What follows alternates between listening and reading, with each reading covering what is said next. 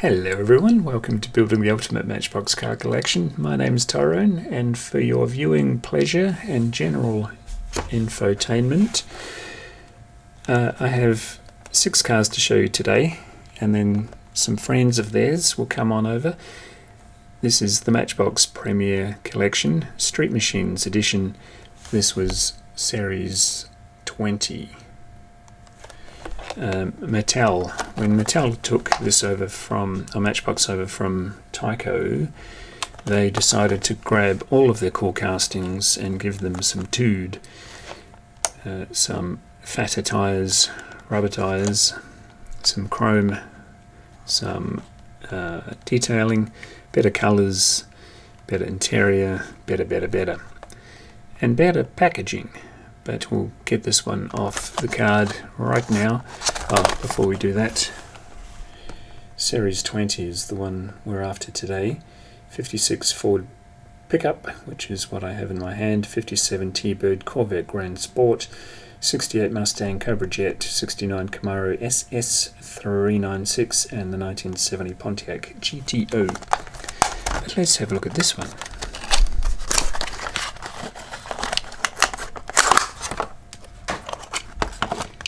So what have we got? The 56 Ford pickup. Lovely teal colour. See what I mean about the details? I've got door handles and badging and funny little bits around the guards. I was going to call that filigree, but it's not filigree. Not sure what you call that. Pinstriping? Not even. I don't know. But chrome and painted indicators and headlights and through everything at this. Plastic base though. I have one over here with a metal base, and the difference in weight is really quite substantial. And that just came out in the main line.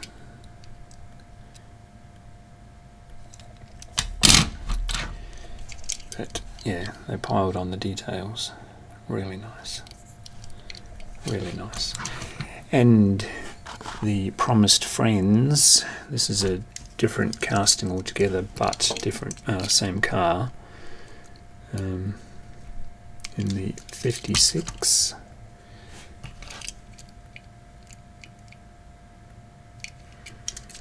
Yeah, even a different scale, but these will go together in the collection because they're the same car.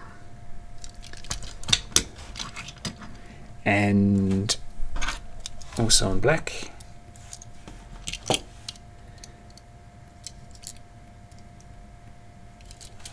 Yeah, really big difference in detail.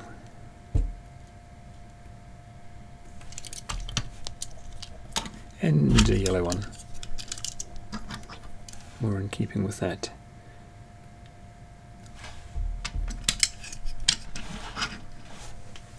Sweet. So we'll sort of shuffle these back. We'll keep the star in the show up front. Put them along the back there. Number 2 of 6 in Series 20. By the way, these were released in 98, but as you can see, this one's Series 20. I'm not quite sure how many they went up to. Maybe that was it of the World Class Premier Series. This one, the 57 T-Bird in silver.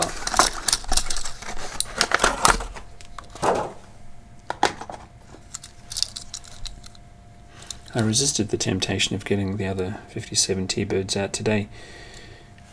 I've done that quite a bit. So when I think I have them all, or very close to all of the variants Matchbox brought out over the years, and they're still bringing this one out in the main line. I might do a big old T-Bird show. Definitely always been a target casting.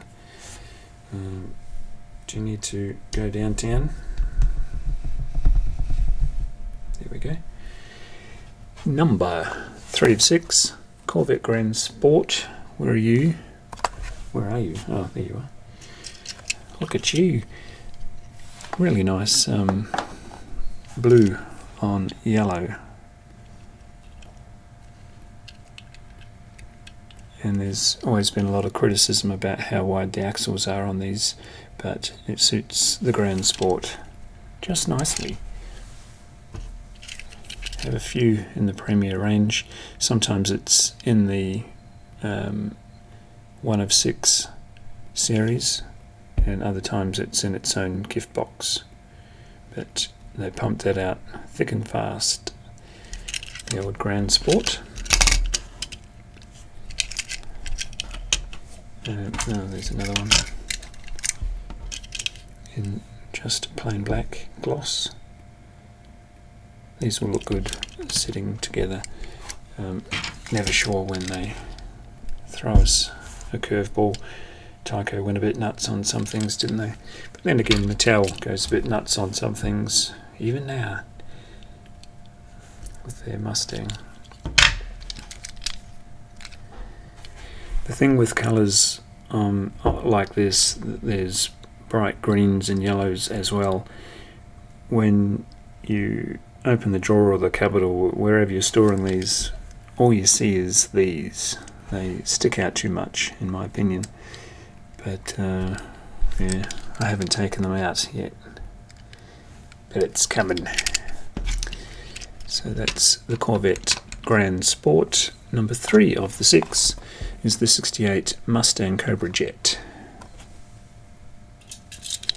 I've got a little stash of them on the little stand next to me, but I also have some cameo rolls, some support acts all over the desk, so I have to get in the habit of looking at the stash on the stand down by my right hip. Otherwise I'm searching the crowd. So this is the 68 Mustang Cobra Jet. Beautiful looking fastback model. And there's a few of these around the place, but here's the main line from many moons ago. Looking very basic compared to the newbie. Well, new to the collection, still very old. Yeah, they really do go to town on these. Axles could have been just a little shorter.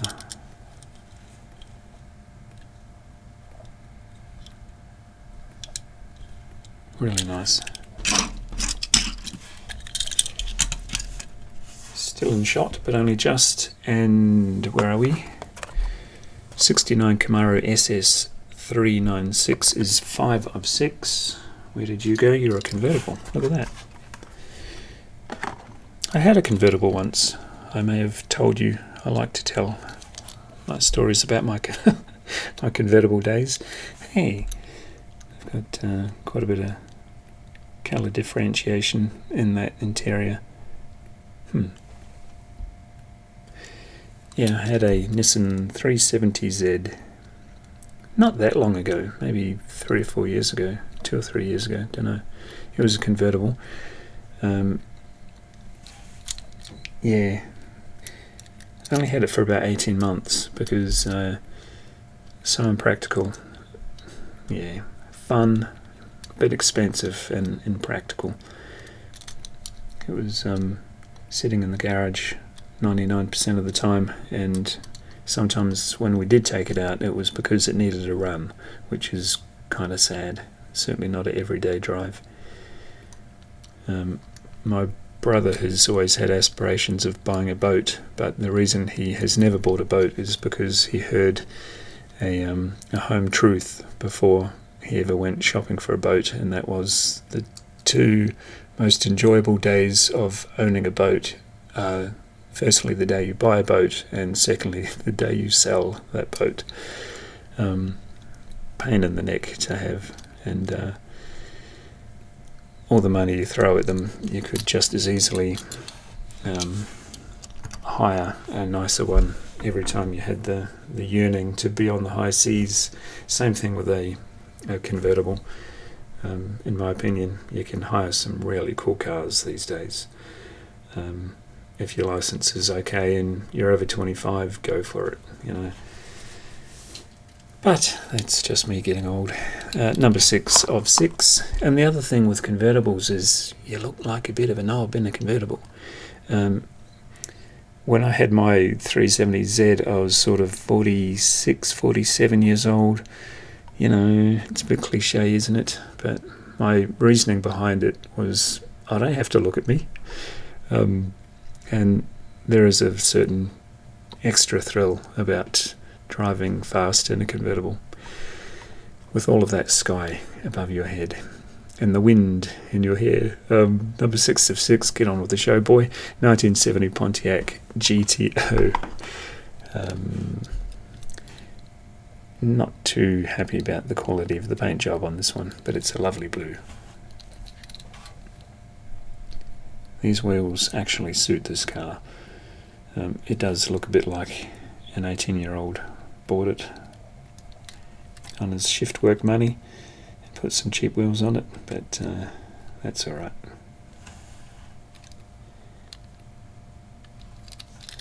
It's funny how the really cool cars got a bit trashy about 5 years after their release, because they hit the second-hand market or the third-hand market, and kids that couldn't afford, people in general that couldn't afford them new, could now afford them, and throw a bit of money making them look cheap. Makes me wonder what is going to happen to things like Teslas and all those sorts of cars when they start to get cheaper and cheaper on the second-hand market. What can you do to a Tesla to make it look cooler than it is? And a couple of backup singers. Mainline. No, we missed the cue. Oops, a couple of backup singers. They really missed the cue. So we'll shuffle those quietly towards the back. Go back in your box, sir. And we didn't bring up any backups for that one because I was too busy looking at something to shame Mattel with. Eventually I'll get to all of these along the back. I have sets of a lot of them and not quite sets of some of them, but we'll take a look sooner or later at them all. Hope you enjoyed the show, and I'll see you in the next one. Bye.